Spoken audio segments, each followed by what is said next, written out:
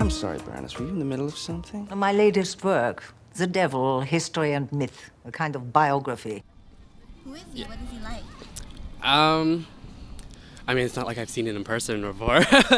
I saw him one day. I was 15 years old, and I saw him as plain as I see you now. Yeah, I just hung out with him last week. I have no idea. I really don't even, I'd never thought about it. I don't want to think about it, so. Well, some things, pal, you shouldn't know. Like what? Like what? And if you know, you should never ever tell.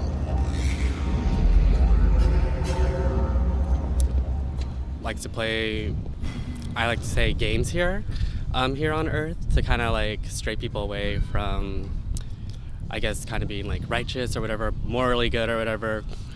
He's like a trickster, I like to believe. Fellas, this, as some of you might know, is my 10,000th year as Prince of Darkness. He kind of uses like what the person, I guess, desires most in his heart in terms of maybe what's not so like morally right, and kind of uses it as like, oh no, it's okay, it's fine, you can totally do that, it'll be cool. There's some type of evil out there. I don't know if it's the devil, but there are evil things out there. You're the one soul I would come up here to collect myself. Mm-hmm. So I've heard. Welcome back to Face the Truth. Today we're studying about the all-time mass murderer, the devil. The atrocities he has inflicted on mankind are without equal. He's the baddest of the bad, the worst of the worst, the most notorious of all history's notorious people. Yet the devil is not given that much attention as one would give to a person such as Saddam Hussein or Hitler for that matter. Now the reason is because people don't believe he's always at work, and they don't know how he works. Well, how busy is the devil? We're going to read a verse that we read earlier, 1 Peter 5:8, from a different rendition of the Holy Scriptures. This is what is stated.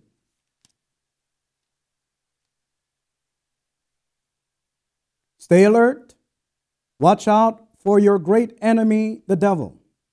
He prowls around like a roaring lion, looking for someone to devour. Now, according to what we have read, the devil is always at work. He walks about like a lion, or he's always on the prowl, looking for someone to devour. So the devil does not stop. He is relentless in his work. Now, when all the more is the devil on the prowl? I'm going to read Revelation 12:12. And this is what is written. So be glad, heavens, and those who live in them. How terrible it is for the earth and the sea, because the devil has come down to you, filled with rage, knowing that his time is short. The devil is not only relentless, the Bible tells us he is filled with great rage. Why? Because he knows he only has a short time left. He knows he's doomed.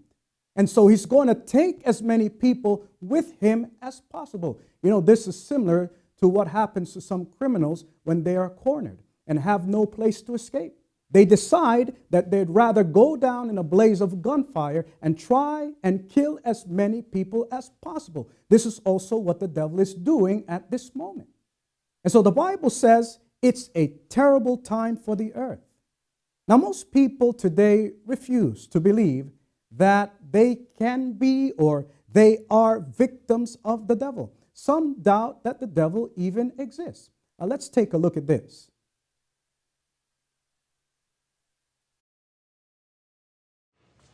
The greatest trick the devil ever pulled was convincing the world he didn't exist. Do I believe the devil exists? Yeah, does he exist? Possibly. I don't know. I don't believe the devil exists. I believe it's a construct of, it's used to keep people to behave. You stay in line. I think people have the capacity to be really extremely bad and ugly and evil. Is there an entity called the evil that does things to you? I'm not really sure. Do you believe in the devil? Literally? Of course not. Not in reality, no. Why? Because I believe it's an opportunity in the mind rather than a physical being. I do think the devil exists because good and evil do exist on this planet. I don't know. It's kind of a scary thought. I just kind of choose not to really pay much attention to it, but I do, yeah.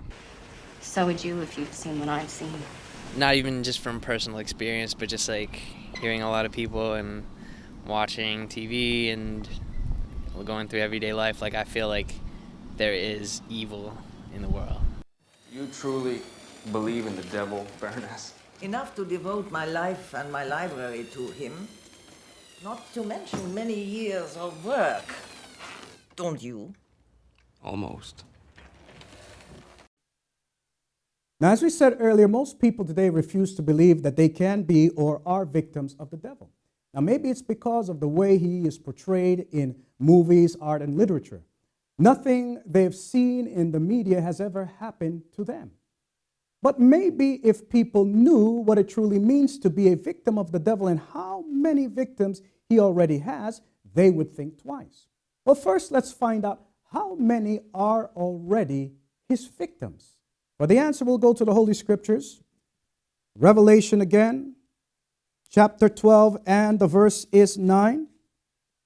So the great dragon was cast out, that serpent of old called the devil and Satan, who deceives the whole world. He was cast to the earth, and his angels were cast out with him. The Bible tells us that the devil or Satan deceives the whole world.